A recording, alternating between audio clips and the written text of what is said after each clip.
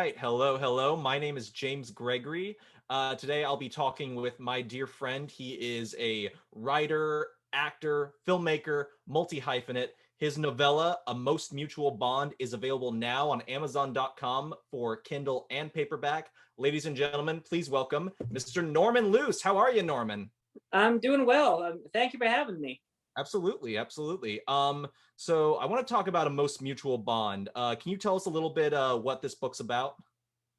Well, primarily it's about a college couple who meet up and fall in love, and they both have a secret pertaining to a particular fetish that they happen to share.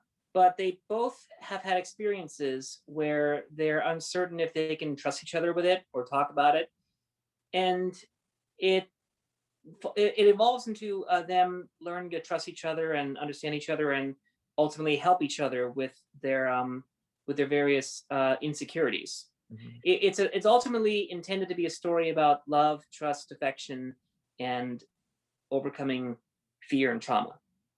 Wow. Now, this is a story that, well, not many people would really expect. If you don't mind my saying, No, no, no. but I am really curious. What inspired you to tell this story specifically? Well, a big part that inspired me was I have always wanted to make something that served as a counter argument against the ever so popular, even today, 50 Shades of Grey. It um, as someone who is and I should also mention that the fetish in the story is bondage, in case you couldn't tell. Yeah. As somebody who is a bondage enthusiast and doesn't get to see doesn't get to see bondage portrayed properly in a lot of media. It upset me that 50 Shades of Grey, which is does not reflect the community in any way, at least not in my opinion. Um, it also promotes toxic relationships, abuse, glorifies pain, and I remember sitting through the first movie and thinking to myself, who greenlit this crap? Yeah. So yeah, I had. Fortunately, there are a couple other fascinating stories out there that serve the same purpose. There's this wonderful graphic novel series that I'm a big fan of called Sunstone, which is also about a couple who enter a bondage relationship, but it's funnier. The characters are more interesting, and I had always wanted to make something along the lines. Actually, my original inspiration was to make a film adaptation of that graphic novel series, Sunstone, Oh. but given a subject matter and how it was a high budget concept, Mhm. I figured that wouldn't happen in the near future, at least not yet. So when the COVID-19 pandemic hit, I decided to take that idea that I wanted to do and just write it into a book. So I figured at the very least I could get the story out there in some form, and who knows, maybe I'll get to make it to a movie later on. Yeah, well, you never know. I mean, it can't be any worse than the 50 Shades movies. I mean, you talk about who greenlit that. I mean, well, it was Twilight fan fiction someone found on the internet and then put into a book. So, you've written this novella, you've put it out there. Now, I want to go back to the beginning and I want to ask you, when was the moment that you knew that you wanted to be a writer?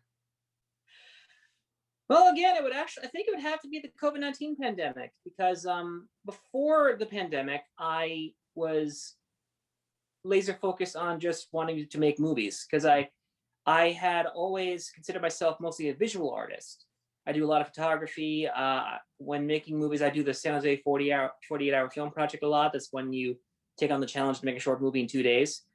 And I've always appreciated painting and general visual media. And I always appreciated literature and writing and books. My grandmother was a librarian who instilled a deep appreciation for literacy in our family. Yeah, something I've always admired. Mhm. But I never really saw myself as having a discipline to sit down and just put visuals into words. But then when the pandemic hit and I was suddenly not able to do any of my usual preferred forms of the arts, I still had this story that was sort of scratching the back of my head, and I figured since we can't make the visual media that we enjoy at the moment, at least not yet, then this would be a perfect opportunity for me to hone my ability as a potential writer. And I had written stuff before. I had mostly written scripts, and I had always been happy and confident in my ability to understand characters, uh, plot structure, and how to make scenes feel and flow in a certain way. So I guess it was like a few months after the pandemic that I suddenly realized, okay, I need to write this. Who have been some of your biggest inspirations when it comes to writing? Off the top of my head, one of my biggest inspirations has to be Rod Serling, the creative genius behind the Twilight Zone. What I've always appreciated about his writing was he always had a relevant point to make, in addition to being creative and entertaining. Another inspiration of mine would have to be I've actually got two to name. One is Ray Bradbury, also a big I tend to lean towards science fiction a lot, actually. I've noticed that. Yeah, yeah. And another inspiration for which is also a big inspiration for my dad, is Isaac Asimov. Mm-hmm. Yeah, all those writers have contributed and continue to inspire boundless creativity, just taking an idea and going with it, not being afraid if it works or not being nervous if it's going to sell or not, just having a story, telling it, and hey, if people like it, great. If not, well, maybe it's not for them. That's good. Thank Now, you. now, obviously, on top of writing, you're also, as I've said, you're a cinematographer, you're a filmmaker, you're an actor, you're a jack of all trades, pretty much. And now, how much of that, how much of what you learned in those fields came from training, and how much of it was from just going out and doing it, basically? I'm actually a graduate of the Foothill College Theater Conservatory program. It was a 2-year intense training program for young theater actors. You learn the basics of general theater acting. You also learn directing, stage management. You also learn fascinating things like dramatic literature. That's where I got my appreciation for Shakespeare and a lot of the classic plays. What acting technique did you study? We studied a couple of different techniques. We had Alexander in there at one point. We also studied mask, which I think was my favorite method of acting learning, because one of the things you learn when studying mask is how a simple thing as putting on a different face with any kind of decoration or style on it can drastically make you subconsciously alter your behavior, your voice. Like even just simple thing is putting out on your face and seeing yourself as that thing or that person, just it's sort of like subconsciously transforms you. Right. Yeah. A big part of my training is also it is also indeed self-taught. Most of my knowledge of filmmaking is self-taught. I did take a few classes at De Anza College, one of my local community colleges, but I've also watched a lot of YouTube tutorials, and I've also just sort of picked up a camera and just plopped it down on a tripod and figured stuff out. How much has each one of these mediums informed the other? Like, for example, do you feel that like the tools you've learned as an actor or a filmmaker played a role in how you approach writing a story? Absolutely. I think that anyone who is predominantly interested in one particular form of art is in some way capable of translating that to a different one. I don't like the idea of if you're an actor, you're just an actor. And I used to think that way for a long time. I used to be laser focused on just being an actor and nothing else. Never occurred to me to try and apply that philosophy to anything else. But as I grew a little older and a little wiser, for lack of a better word, a lot of my training as an actor, I learned, helped with my day job. Actually, I work at Starbucks, or at least I did before the pandemic. I'm aiming to go back when it's safe. But much like acting in theater, when working at someplace like Starbucks, it's fast paced. There's a lot of things you got to keep track of, and there is indeed a good amount of entertainment value required because you're having to deal with a lot of people. So you, or at least I, feel like I need to have the opportunity to put on a show, make people feel happy about waiting, make them feel less stressed about waiting for their coffee. And obviously, so much about working at Starbucks is all about making connections with the customers. Yes. Just as in acting, it's all about connection. It's all about listening. It's all about responding to each other and living moment to moment. Indeed, yes. Yeah, and you get I'm convinced if you can survive working at Starbucks for at least a year, you can survive doing anything, and you can definitely become a good actor. I think anyone who works in customer service could agree with that. Oh, my heart's out to you folks. Yeah, seriously. Now, in a most mutual bond, everything hinges on the relationship between the two main characters. Now, what did you draw from to make that relationship like just so delicate and, well, if I may say, surprising given the subject matter, very sweet? Because, like, reading the book, I just feel like the sensitivity that went into it and just the sweetness between these two people. Well, part of it was inspired from some personal experience the with the girlfriends I've had. So I've had so far in my life. I've been fortunate enough to have had um, wonderful, passionately beautiful relationships with a few people. Um, Part of it is also inspired by what I have personally wanted out of a general relationship. And a big part of it is inspired uh, from me personally, just as a feminist, because I feel like too often relationships in most media, movies especially, are very one directional.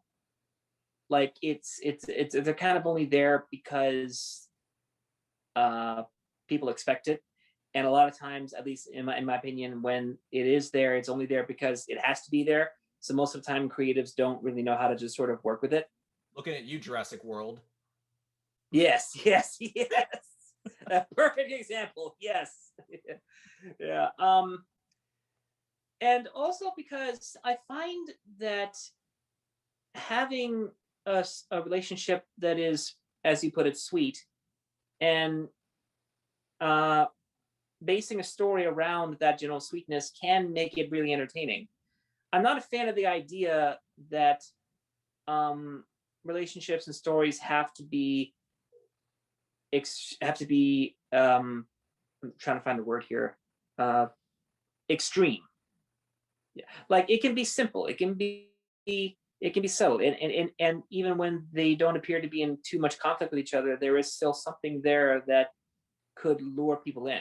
Also, I think it's super important that the characters in your story have to be relatable. That's the most important thing that I look for in any kind of story, be it a book or a movie. If their characters are relatable and if they're likable, then I will enjoy the story. It could be the cheesiest, dumbest thing in the world. If I care about these characters, I'm invested. Very cool. Now, what projects are you cooking up currently? Well, actually, I'm about halfway through my second book, which is a bit of a departure from this one. Right. It is a science fiction story. It's actually based on a short film I made a couple years ago.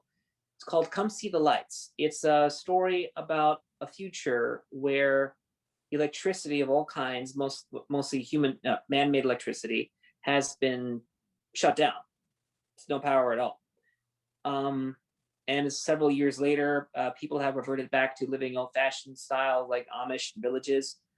And and there is a machine which has been causing the electricity to shut down. And the story centers around this one young girl who has taken the job to go find it and either maintain it so that it keeps electricity off, or turn that off so the electricity can come back. I haven't figured out which direction it's going to go yet, but uh, it'll come to me once I get there. I mean, that's what they say about writing. Just write and let the inspiration come to you. Yeah, that's definitely part of it. Yeah. Yeah, I probably also just stole that from Finding Forrest. Or I'm sorry, I probably just stole that from Finding Forrest show. Um, Well, my favorite line from that movie is, "The first key to writing is to write, not to think." there you go. All right. Thank you so much, Norman. This was great. Stay tuned, ladies and gentlemen. We have a commercial for A Most Mutual Bond by Norman Luce. Thank you so much, Norman. Thank you for having me. Pleasure to be here. Absolutely.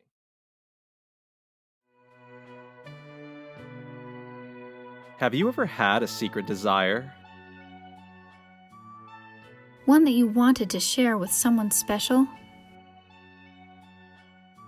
Would that person reject you for who you really are? Or would your love for each other overcome your fears? You can find out in A Most Mutual Bond, A novella by Norman Luce. Available now on Amazon.com. for Kindle and paperback.